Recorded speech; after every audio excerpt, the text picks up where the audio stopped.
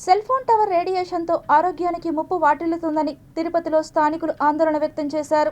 బైరాగిపేటలో నిర్మాణం చేస్తున్న cell phone కు సంబంధించిన టవర్ పనుల నిర్మాణాన్ని తక్షణమే నిలిపివేయాలని స్థానికులు పెద్ద ఎత్తున డిమాండ్ చేశారు.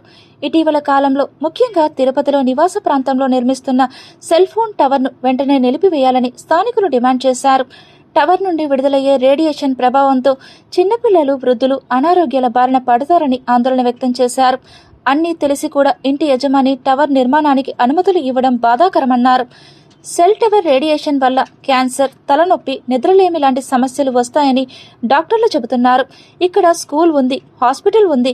సమీపంలో శ్రీ పద్మావతి ఉద్యానవనంలో చిన్నపిల్లలు ఆడుకుంటారు. తమ ప్రాణాలతో చెలగాటమాడుతున్నారా అంటూ స్థానికులు ఆగ్రహం వ్యక్తం చేశారు. వెంటనే నిర్మాణం ఆపకపోతే తామంతా ఏకమై స్వచ్ఛందంగా టవర్ను తొలగిస్తామని హెచ్చరించారు.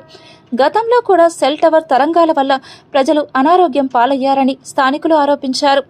సంబంధిత అధికారులు జోక్యం చేసుకుని టవర్ నిర్మాణాన్ని ఆపాలని, లేని పక్షంలో పెద్ద ఎత్తున ఆందోళన చేస్తామని వారు హెచ్చరించారు. ఇప్పటికైనా ప్రమాదకరమైన సెల్ టవర్ను తొలగించాలని స్థానికులు వేడుకున్నారు.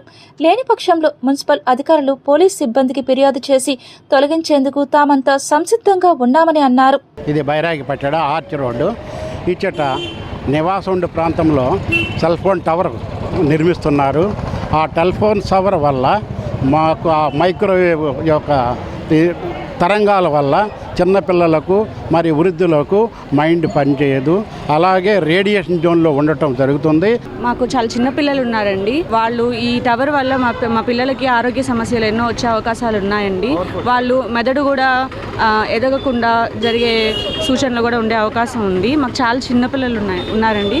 వీలైనంత వరకు ఈ టవర్ని మీరు నిర్మూలించడానికే ప్రయత్నిస్తే బాగుంటుందండి. Thank you. కనీసం చాలా దగ్గరగా ఇళ్ళున్నాయి కాబట్టి దయచేసి ఇక్కడ ఈ చాలా జనసమర్థంలో ఈ టవర్ నిర్మించకూడదని మేము మాటికి ప్రాధాయపడుతున్నాము.